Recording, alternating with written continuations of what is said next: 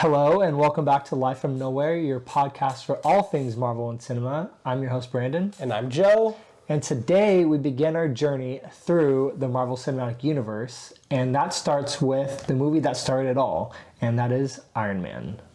So, just to go through some numbers with you guys about Iron Man was released May 2nd, 2008, and had a worldwide gross box office of $585 million, which was very substantial at the time, and holds an impressive 94% rating on Rotten Tomatoes.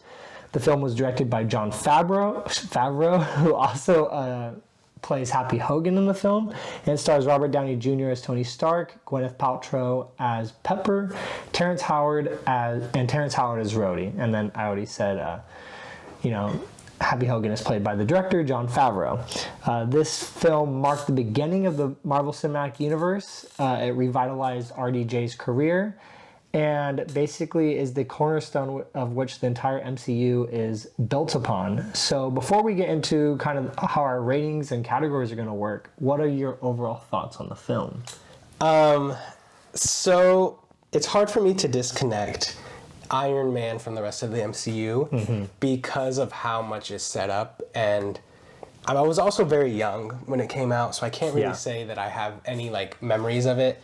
And I mean, maybe not super applicable, but even the first movie or Marvel movie I remember seeing in theaters was Civil War. I'm sure I saw others, but I don't really remember it, so I kind of have to go and default back on my rewatches. Yeah. And so, a pre-Infinity War Endgame a rewatch for this, it's like I have all the knowledge of what Iron Man did, so I always look back on it fondly. And I think what's going to be interesting for this episode is that I'm kind of looking at it in a vacuum, which I can't say I've really done super intensively.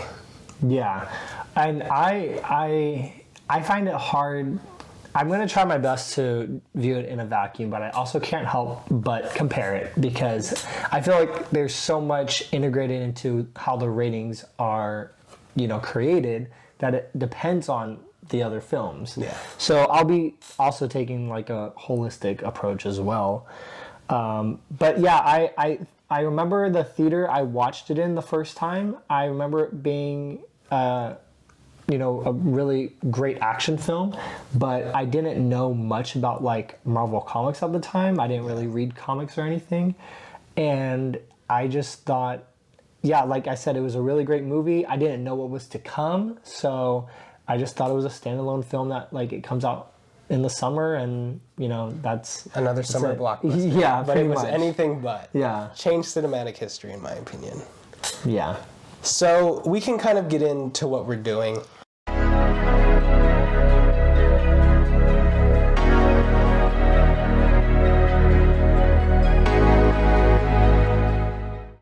So this is officially season 1 of Live from Nowhere. What you have seen is the first 4 episodes, and the only 4 episodes, I guess, of the prologue is what we're calling it. So that really was us finding our footing, figuring out what we want to do with a podcast, figuring out kind of our background. As you've noticed, from our first episode about the state of Marvel to now this opening episode of season 1, a lot's changed. We're not on a couch. We have a backdrop. We have the table. We have the comics. You may or may not notice that our microphones are better. The quality of the camera is better. A lot of improvements over the course of this first month of the podcast. And so now we feel like we're ready to go into an official season 1. Yeah. So what we're doing is we are going to be going through each of the Marvel movies, which if you can look ahead, it's going to take us quite a bit. This season 1 is going to take several months, nearly a year, to get through this first season. But there will be bonus episodes from time to time. We really can't have a Marvel podcast and not talk about some, Marvel things that'll pop up. I'm sure there's going to be movie news and casting. I'm not sure if it's been finalized or not for Marvel's plans for San Diego Comic-Con, but that would be something we can do. Yeah. And I think our first bonus episode is going to be about Deadpool and Wolverine, because there's really no way for us not to talk about that movie. And so there'll be here or there bonus episodes, but this will be our main focus.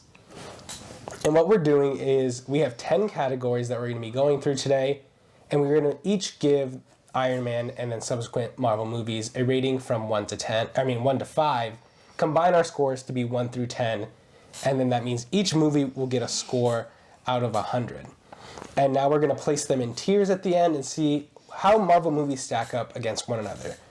So we have the Infinity tier, which is really hard to achieve. It's a 95 plus, so that basically means both of us have to think it's nearly a perfect movie. Yeah. Celestial tier, which is very hard as well, which is 90 to 94. Stark Standard, which is 80 to 89. And the Midgard class, which is 70 to 79. I assume that most of our movies are going to end up in those two. Mm-hmm. We have the Civilian class, which is 50 to 70. And then the Dark Dimension, which is 0 to 49. If you end up in the Dark Dimension, I think it's actually really hard to do. Yeah. I would be surprised if any get there. I have some guesses about who will end up at the opposite end of the spectrum with the Infinity tier. Yeah. Hint, hint, maybe it's a movie that has Infinity in its title. But either way, they're going to be placed on our rankings, and we'll see in the end what we think cumulatively is the best Marvel movie and also the worst. Yeah, and as much as we want to think it's in stone, the rankings could probably change in terms of where each tier is placed, just from a standpoint of if we find it that it's going to be impossible for any movie to get into that upper tier, we might change some of the scores around. Not our scores, but like how the tiers are formed, because if it's going to take like basically all, 100 out of 100 for a movie to get there, we might just change it. So it could change. We'll have to see. We might grade on a curve if our whole class is failing. Yeah, pretty much. If the whole class is failing, maybe it's us. Or if spectacular movies are finding their place among average films, yeah, we'll have to look back and change it. But yeah. So without further ado, let's get into our first category. Yep. So this is going to be casting. Do these actors do justice to their characters? Does the audience see the actor fully become that character and get lost in the performance? And so I'll just kind of kick it off with saying my score, which is a 4. And so part of, I guess, the high score of this is because of Iron Man and Robert Downey Jr. And I know you have a lot to say about his casting and how great it is. And I think we can all acknowledge that Robert Downey Jr. as Iron Man is one of the best castings in a movie ever. And it's because a little bit of the unknown of Iron Man as a character, as a comic book character, like not a lot was known about him when the MCU was a thing. And obviously he's one of the household names now, and that's because of Robert Downey Jr. So he carries that score. Yeah. Another person who kind of helps the score for me is Jeff Bridges. And I just for a long time, and it kind of goes to my age of it came out when I was young, I didn't know that Jeff Bridges was Obadiah Stane.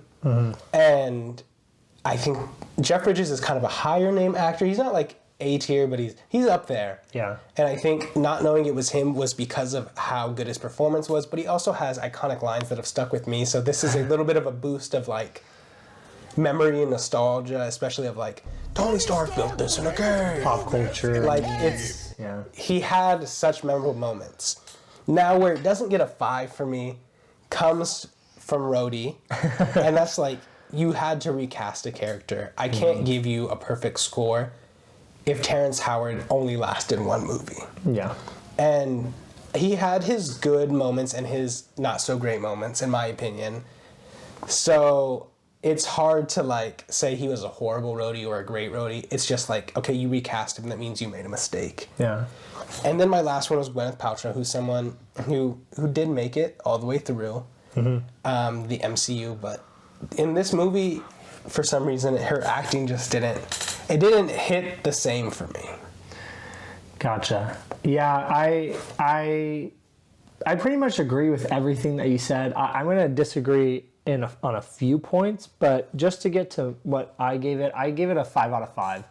And that's because I mainly looked at the casting of RDJ as Tony. I just thought it was out of the park. It was out of the world, out of the universe.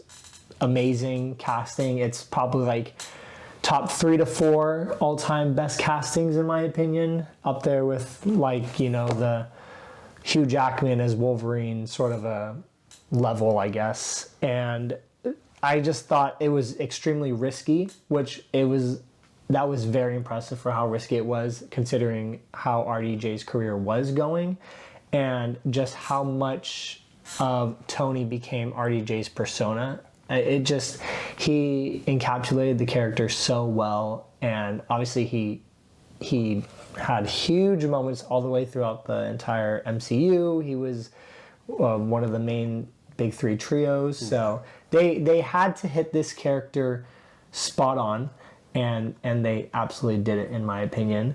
So that was basically most of the rating for me. I will acknowledge the points of I probably could have brought it down. I very much could have brought it down because of Rhodey. Yeah. If you recast somebody, it's like a deliberate, you know, we did not do well on this person. We had to get someone else in here. I disagree on the Gwyneth Paltrow part just because I do feel like she played her role pretty well in terms of like all the girls seem to want Tony, but she plays it off. She doesn't really need Tony, and I think Tony likes that about her. So I thought she played that really well. And, you know, there's also like Jon Favreau as Happy Hogan, who's not had one line. He had a singular line, I think. He's not huge in this film, but obviously he's a bigger part later on.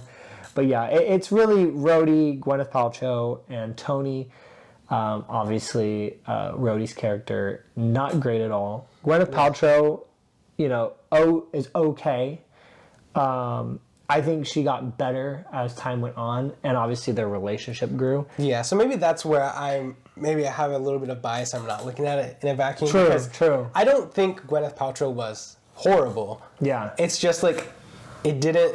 Thinking about the later MCU movies, I feel like she was a better actress in the later movies, which also is probably her getting better with a decade plus of experience. Yeah, more connection with RDJ and stuff. So maybe it's not super fair, but yeah. Yeah, so for me, I can't not give it a 5 with RDJ and casting in the same sentence, so 5 out of 5 for me.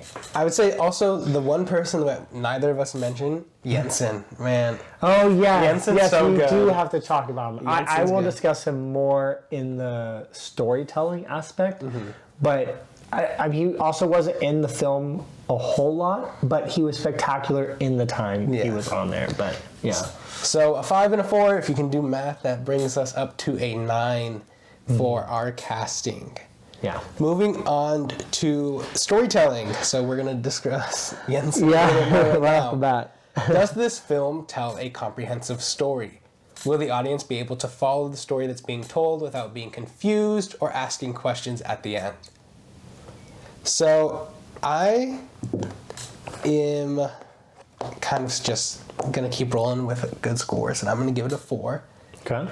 And I think the reason I give it a 4 is because of the choice that they made in this being the first MCU movie.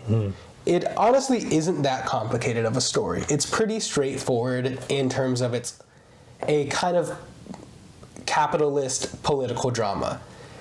Obadiah Stane is trying to take over a company because he wants more money. And he does it through contracting with terrorists. And so, in that sense, it's not a complicated story at all.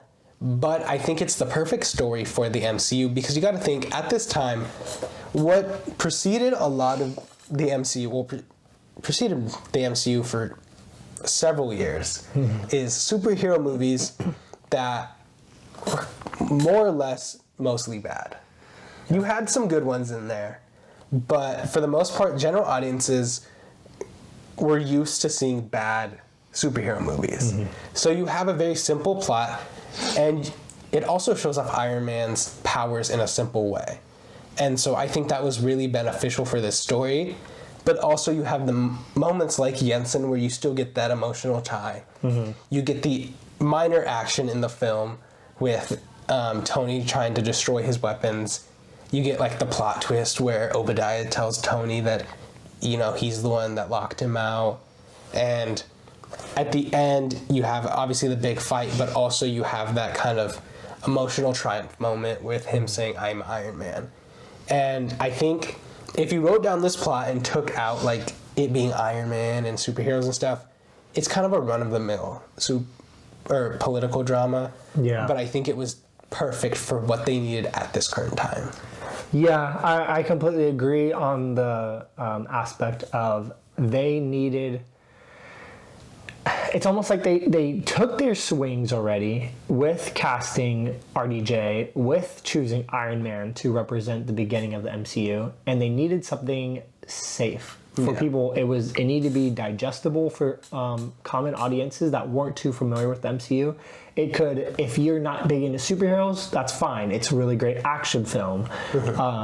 You know, so with that, for storytelling, I agree with you. I give it a 4 out of 5. It wasn't the best, you know, that I've seen Marvel do, because I think the best ones are the ones that have, you know, fantastic plot twists. They're very complex with great subplots and so on. I can agree with that. Yeah, but the reason it's like on the higher end is specifically because of Jensen, because he wasn't in it that long, and I was very emotionally attached with him throughout his journey with Tony, and I guess I'm gonna have to say it here, but this is an obvious spoiler alert. But the movie's been out for a very long time. If you haven't watched it yet, I don't really know what you're doing watching this. So yeah, spoiler alerts from here until basically every film. The more recent ones like Deadpool, Wolverine will obviously do a spoiler alert before the video starts. But yeah, so yeah, when Jensen dies, I'm emotionally attached. I'm involved. He wasn't in it that long. I find that a very impressive storytelling tactic, that I was able to get invested in such a short amount of time. So I really appreciate that. Looking back, I also think, okay, how much filler was there versus how much, like, it felt from the very beginning of the movie there wasn't any stoppages, and I felt like it did a pretty good job of that. It started off really like in your face. Yeah. We're going right now. Yeah, and so I didn't feel like it ever really took a break, which is also part of the higher score. But yeah, very linear, very simple, digestible, so it can only go so high, but pretty great story. So yeah. So with that, we both gave it 4s. Yeah. And so that's an 8. So a little bit of a step below the casting, but still a pretty good score. Yep. Our next one is character development. Do these characters grow throughout the story? Do they take the lessons that they learn from what happens in the film and allow it to change their character? So I am sticking with what has been already said in another 4. And I think this is another category that is heavily carried by Iron Man, Tony Stark. And I think it's because of, you know, the beginning where they really establish that he's arrogant, and they actually do it in a pretty impressively little time. Yeah. Obviously, he still has arrogance throughout the movie, but it's like he's really selfish. He's like almost like a stereotypical like capitalist CEO where he only cares about himself, and it's like almost a trope. Yeah.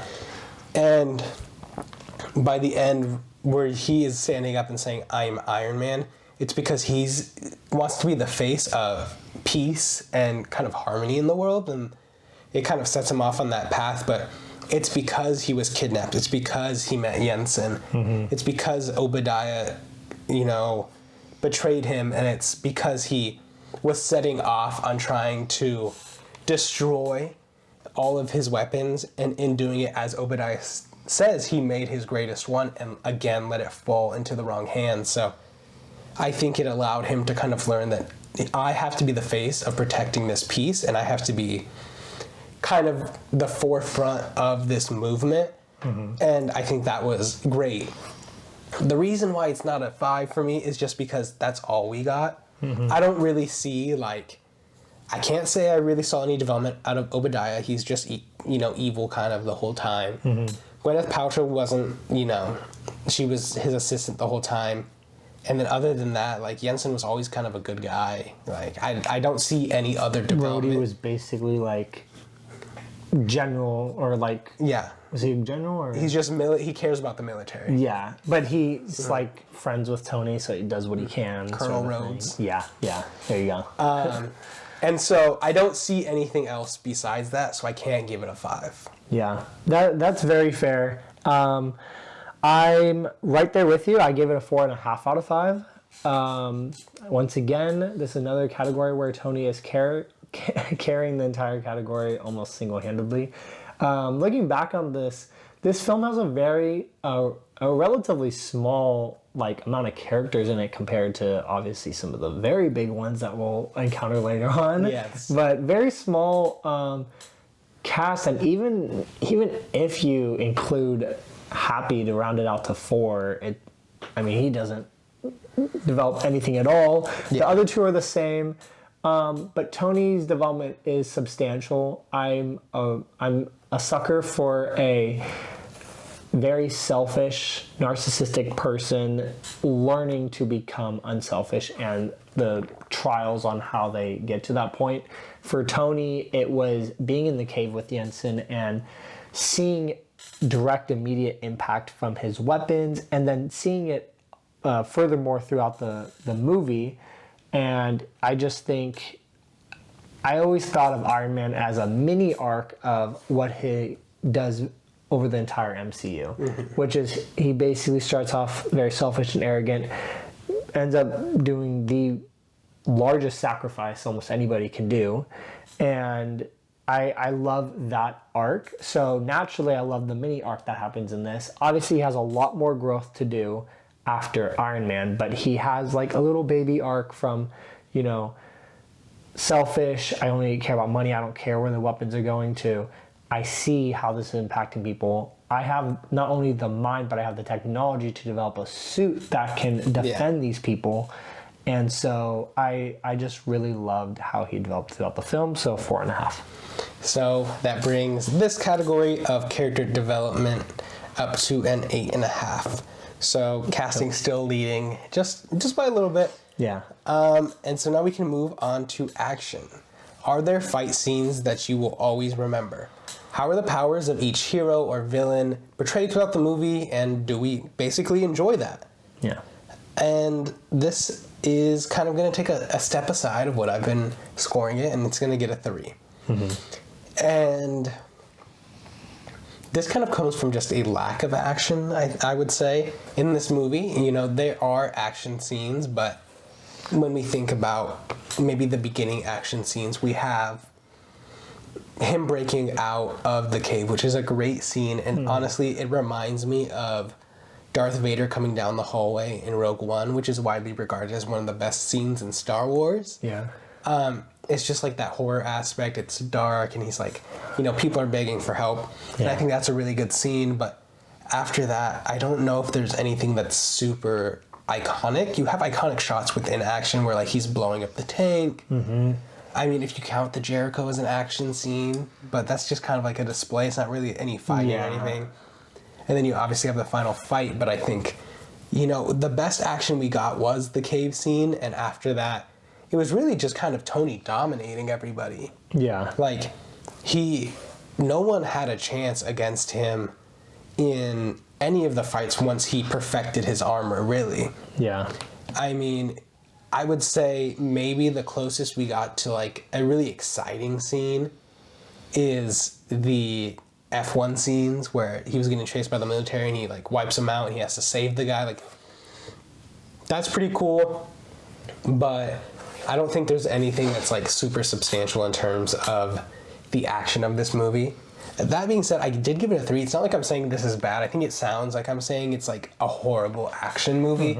It's just, like, we know what the MCU can do, and we know what this movie didn't give us, and so I just would put it at, like, a solid 3. That's pretty average.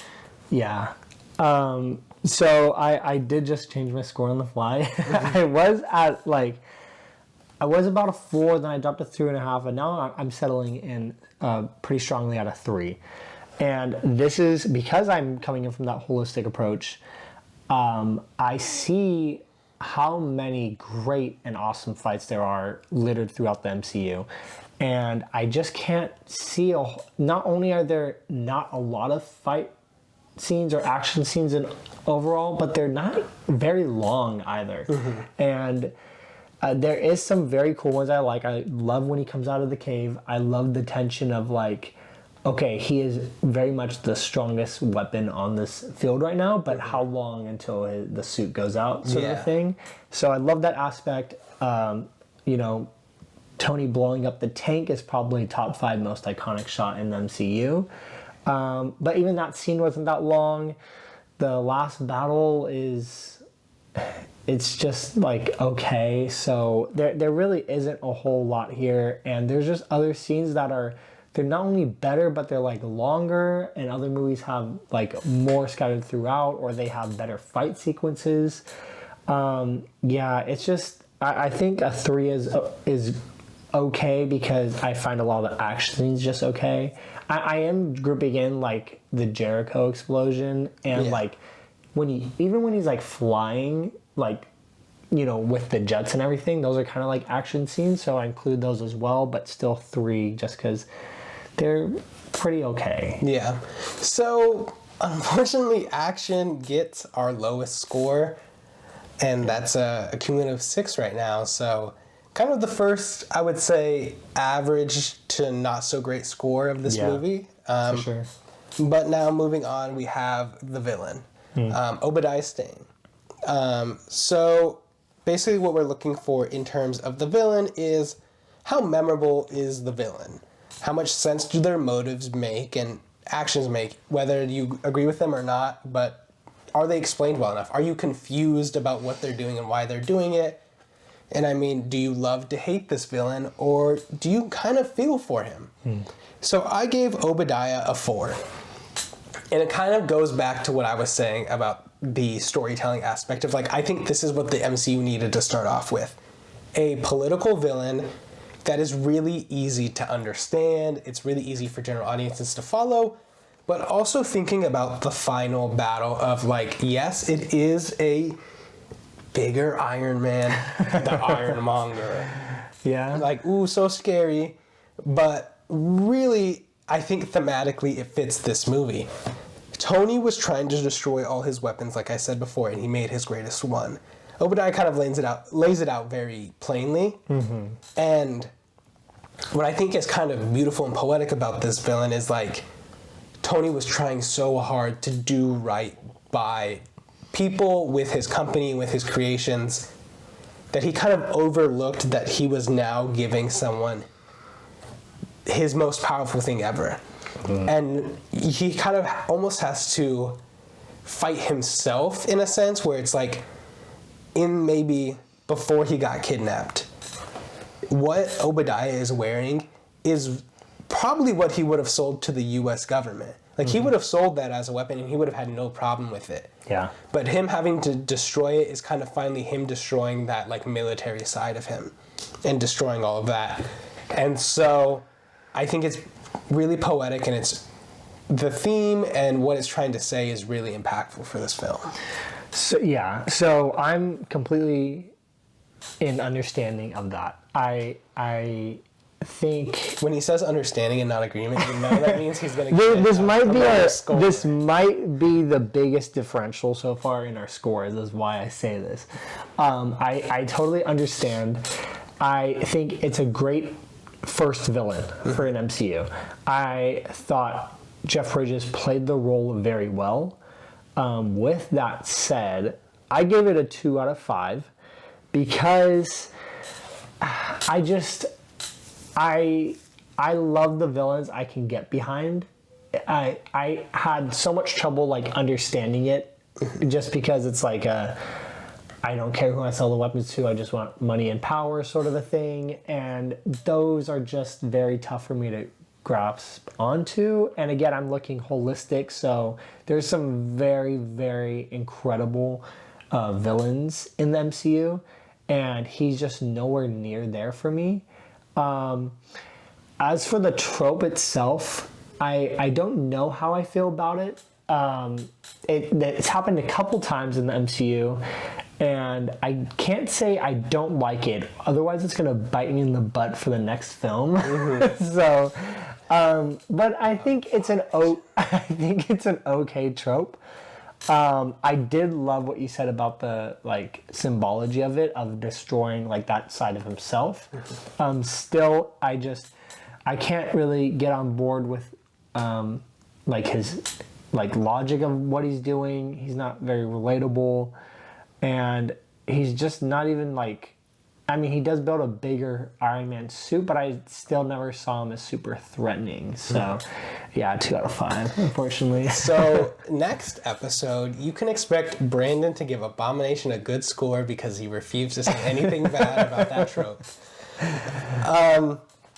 So that brings the villain category to a 6 out of 10, which is our lowest so far. Yeah. Next, we have world building. How does this film expand the Marvel Universe? Does the audience come out of this film knowing more about the universe and its contents? And so it's hard for me to kind of knock it just because it's the first film and they didn't know what they were building up to. And so originally I had given this a 3, and I think I'm gonna just boost it up a little bit of like a sympathy, so it's gonna get a 3.5 from me.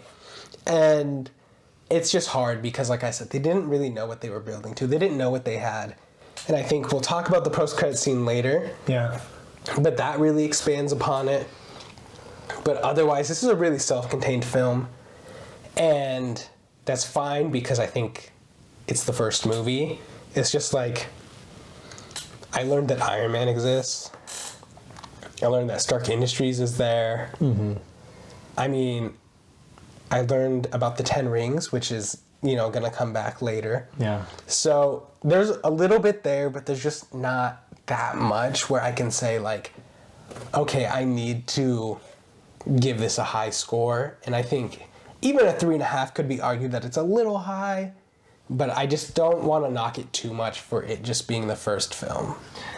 Yeah, I completely agree with that. I try to kind of pick a very good average-ish score, I guess. So I give it a 3.5 out of 5. Again, the world is already established. It's not some exotic alien planet. This is Earth. It has some changes to it. There's a Stark Industries, like you said. There's technology that just isn't around. But overall, it's the Earth that we know and live on. So world building, I can only go so high. I think the only reason it gets, like, I'm going to say as high as it did, even though it's only 3.5, is because of how much the suits and Stark Industries sets up for other films. So I consider that some substantial world building just based on how many plots it finds itself involved in later on. And I mean, it's going to find itself in another plot in Armor Wars if that movie, show, whatever they're going to do with it ever comes out. Yeah. So you can call it back to, I guess, the first one again. Yeah. But I mean, like, Age of Ultron, obviously huge influence on that. Obviously, all the Iron Man. All the Iron Man films. So it does some world building there, but it's really just Earth. Not a whole lot of world building, so 3.5, and I think that's even pretty generous. Yeah. So that'll put us at a 7, so it breaks the streaks. We had back-to-back 6s with action and the villain. So we don't add a third category to being tied for the lowest, which I think Iron Man will appreciate. Yeah. So our next category is visuals. How visually stunning and appealing is this movie? Do you close your eyes after seeing this movie and see those shots in your brain? Yeah. Is it your Twitter header? Is it, how do you use these films? Like Wallpaper. Yeah, wallpaper. There's a lot of things you can do with some aesthetic movie pictures. And so with that, I gave it a 3. I think overall this movie is pretty gray. Yeah. It's your stereotypical, like, we're in the Middle East, we're in Latin America, so we're gonna make it a weird color, like gray or orange, and that's a product of its time. So I just don't love when movies do that. Like, you know, Narcos loves to do that. Yeah. Breaking Bad loved to do that. Yeah. And it's like, why? Have you ever been to the Middle East? Have you ever been to Mexico? It's just not orange and gray. Yeah. It's a Hollywood thing. It's so weird. Yeah. But also, I think in terms of some of like the iconic shots, you have the Jericho scene. I changed the poster when I rated this movie to that, so it's like, it's a gray scale. I know I'm complaining about gray, but the only option was gray. It was a gray scale with like Iron Man in red. So like, I love that shot. You have obviously him coming out in his like first iteration of the suit. You have him hammering in the cave, which I think is iconic for the shot, but I think the sound is way more iconic. Yeah, there's a, and I don't mean to cut you off, but there's a lot of aspects that go into visuals. Like there's the cinematography, and then there's the VFX coming in. Yeah, there's a lot, and I think there's some great shots in there. But overall, it's just a little gray for my liking, so a 3. That's fair. I totally, I'm completely on board with that. There's not any super vibrant colors, kind of very like boring-ish landscapes, I guess. Yeah, I'm also a sucker for vibrant colors. When we get to Thor Love and Thunder, and we get to Thor Ragnarok, and we get to the Guardians movies, you'll see that I'm a sucker for colors. Yeah. So. Yeah, and so visuals, there's a lot going into this for me. There's, cinematography. What are the shots like? I thought that a lot of the cave scenes were excellent cinematography shots. The Jericho, him blowing up the tank, great cinematography. Then there's the VFX. I don't even know if I gave my score, but I gave it a 4 out of 5. And that's mostly because of what I'm saying, and the VFX is carrying a lot of the category for me because I think it's almost better than some of the things we have today. It holds up a lot in terms of how his suit looks, how it forms over him. You can feel the weight and the mechanical aspect of the suit, which I think is excellent. And I think the VFX team did an amazing job on his suit, and it's honestly carrying a lot of the category for me. But even with the pretty boring landscapes and shots from most of the movie, so that's why I went with a 4 out of 5. I hadn't really heavily considered VFX and CGI and all that, but I think I'll boost it to a 3.5 just because of that. Just because it is good, and I think it's a little bit of Davy Jones. Yeah, in a lot of good stuff going on in Pirates. So it's if you have CGI and VFX that can hold up to today, I think you can get a little bit of a boost for that. I watched Road to El Dorado today. Hey, I love that film. It's a fantastic movie. It's a good movie. I really liked it.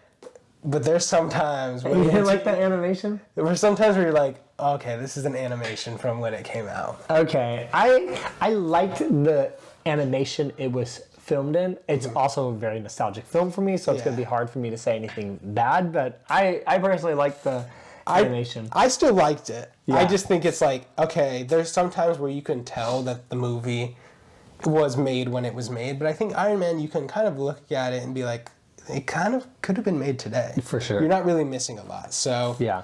With that, visuals goes up to a 7.5. Pretty good. Pretty good. So, getting back on that horse, we're moving, we're trending up. But I don't know if we're going to stay that way a little bit. So next is soundtrack. Does the score of the movie help advance it? Does this soundtrack leave a lasting impression on you? And how often will you listen to it? Will you listen to it in the car when you're working out? What do you really even go back to the soundtrack? And that's why I'm giving it a 2.5. So part of it is actually boosted heavily by that first scene. The first scene with AC/DC is iconic, and I think it's made that song one of the most iconic in the entire MCU, in my opinion. Yeah. But after that, I can't really say any other song or score anything that is really memorable for me. And so I can't give it a high score. I think, like how we consider VFX and CGI for visuals, we can think about, you know, the Foley artists that worked on the sound effects and, you know, the Iron Man repulsor, I think they did great with. That's my text tone, so you know I love it. And it's been like that for like so many years. And I already mentioned it, but the hammering scene became one of the most iconic scenes in the entire MCU. And you have it being called back in future movies. And so, like, I can't give them a horrible score because of that. I would say maybe 90% of this score is because of the sound effects team. If not for them, it would be 1.5, just because like you have AC/DC and nothing else. So props to the sound effects team for really helping this score out. Yeah, I'm not going to help this cause at all, and I'm going to probably keep it pretty short. I give it a 1.5. So I'm even lower. Music is a big part of movies for me. They can really hype me up for a really great battle. They can tear me down during an emotional part. And so it's a very heavy influence on me. And this didn't have much of that, if at all. You talk about the first song, which is great. I'm not a rock and roll guy, so that could only go so far for me. That's just my personal preference. And then, yeah, there's not much else from songs or score, really, in the rest of the film. The only thing saving it from being like a 1, I think, is what you said. I love the sound of the suit, like, of Tony in the suit up moments. His repulsors, the explosion scenes are all fantastic, the cave moments. But yeah, again, the music is such a big part of it for me. And especially looking at the other films, it's nowhere close. Yeah. So that brings it to a pretty lousy 4. Which is the lowest category by a whole 2 points now. Yeah. And looking at our last 2, I think, you know, a little bit of a spoiler, it's safe to say that it's probably going to end up as our lowest category. Yeah. Considering the next one is post-credit scene. Yeah. How excited does this post-credit scene make you for the future of the MCU? Do you feel like it was worth it to wait? You know, will audiences be disappointed by this?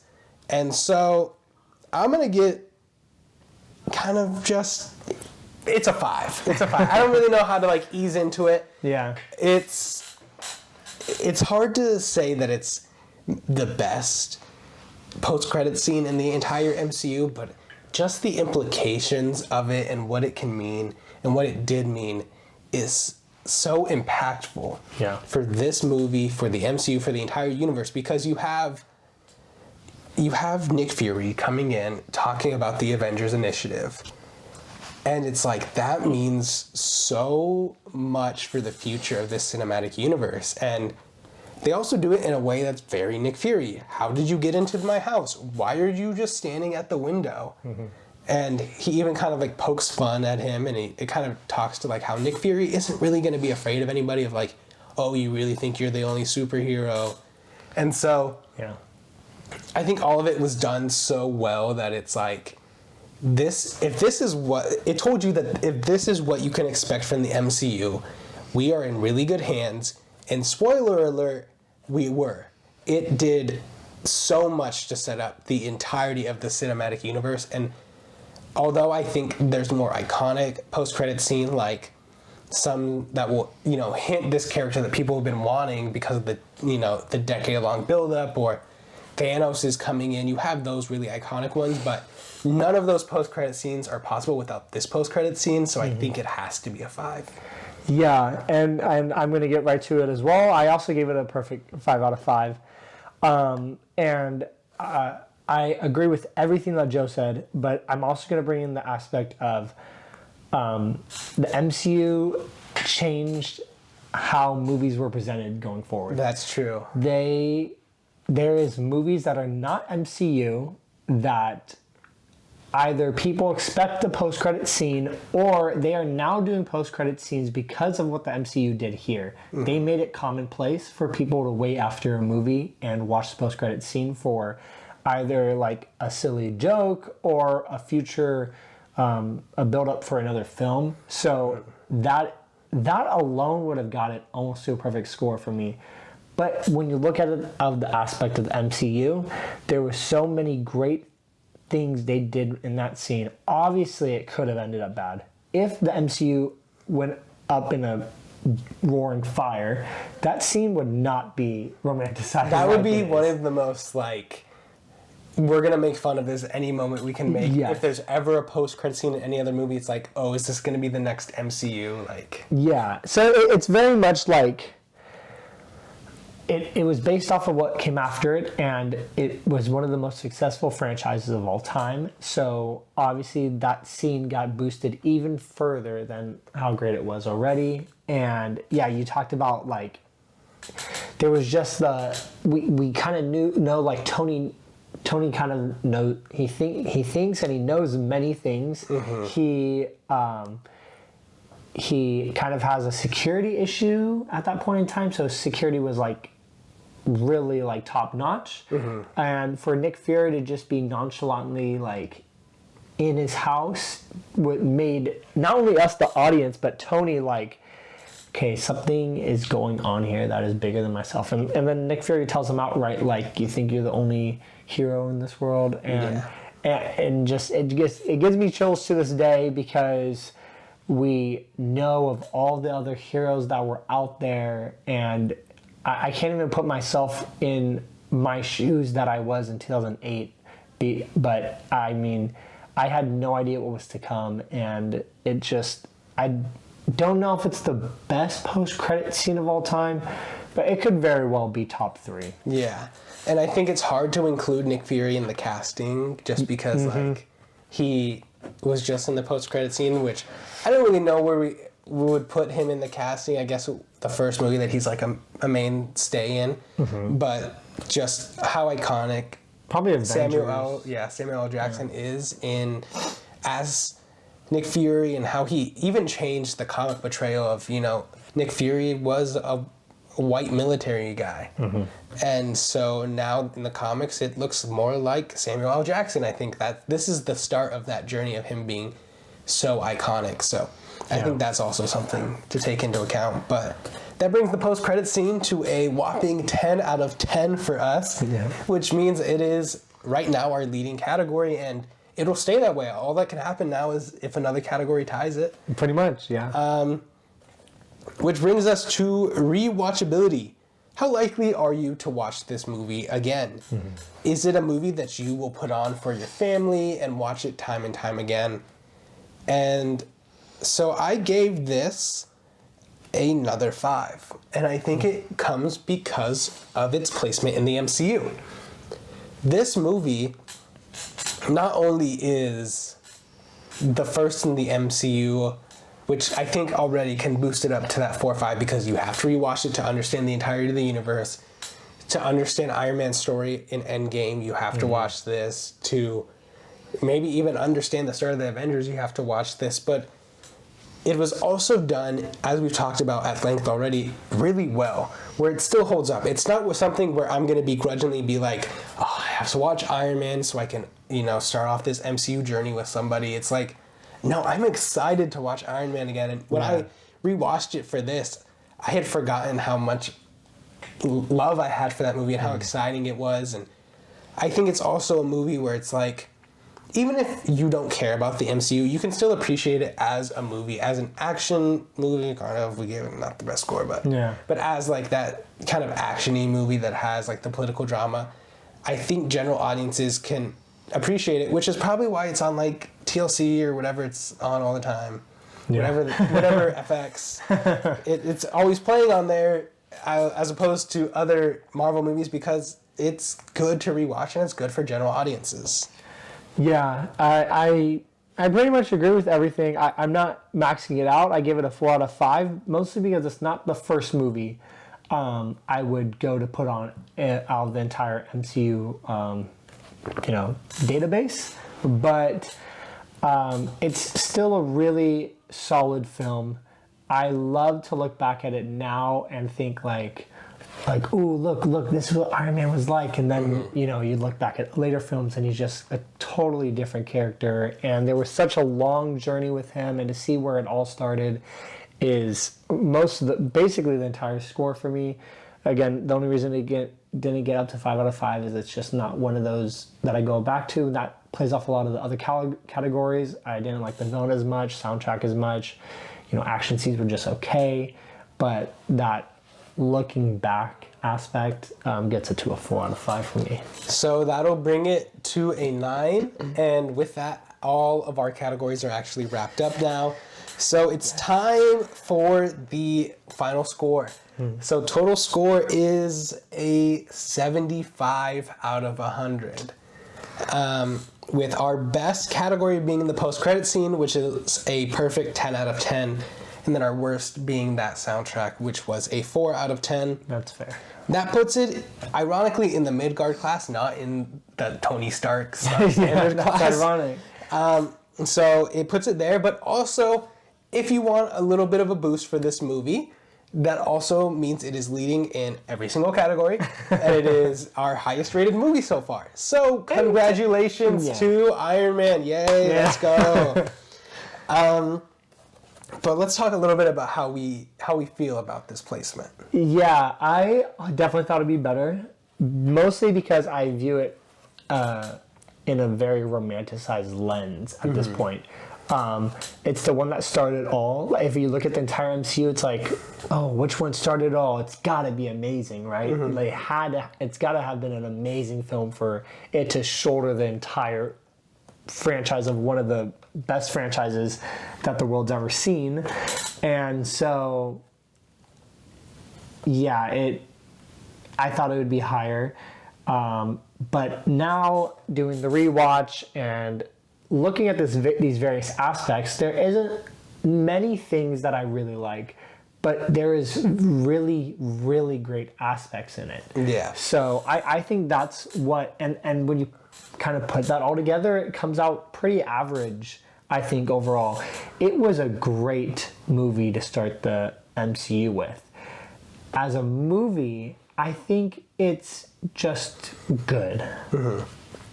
I think it also kind of speaks to what we're doing in this first season.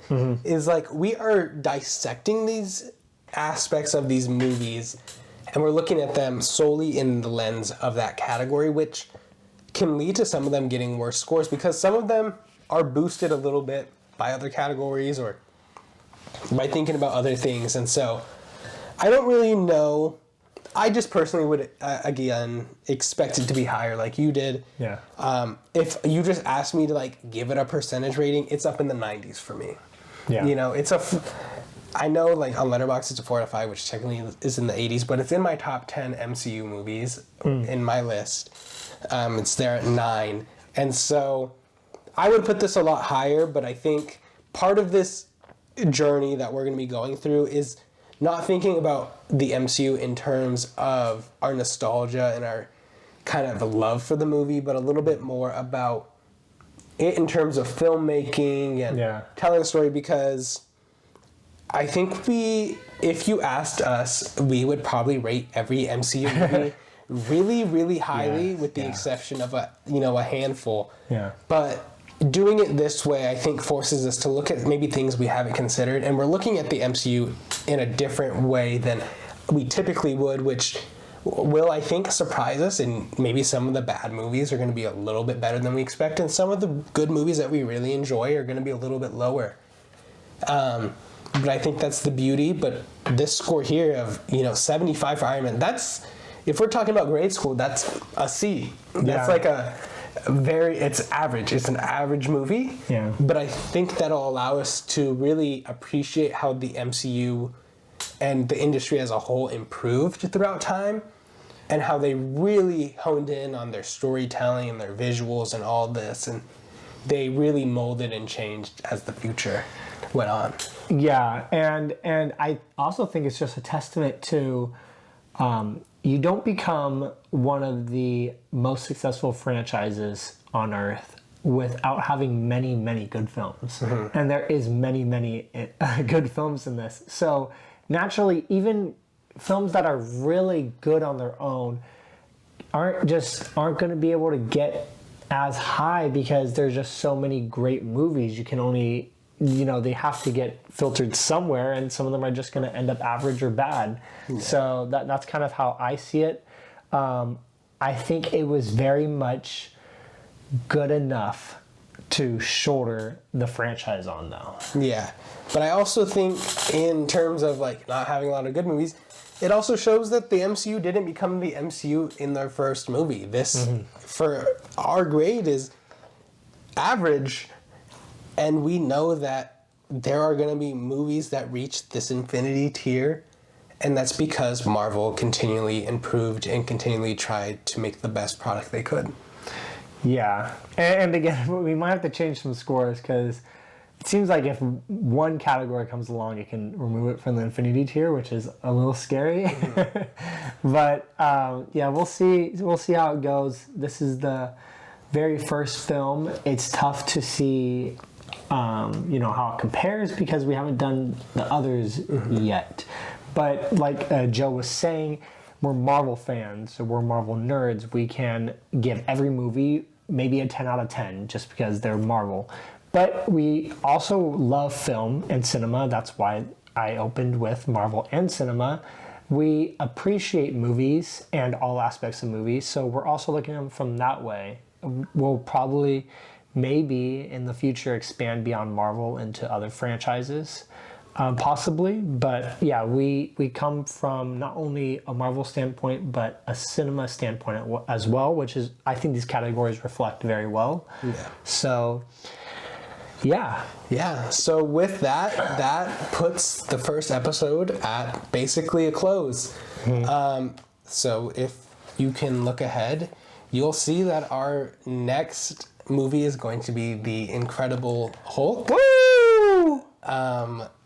One of us is really excited, and the other is just gonna go along with it because it's part of the chronological order of the MCU. It's gonna be a great episode.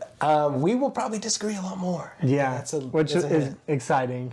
Hulk may or may not be my favorite character, so it'll be fun. But with that'll come to a close. You can expect the Hulk episode to come at our new posting day of Fridays. Yep. Next week. But until then, don't forget to comment what you think about Iron Man, if you think we rated it too low, too high. Yes. And what you would have done for these categories. And don't forget to subscribe. And we'll see you guys next time. Thank you so much. Thank you. Peace out.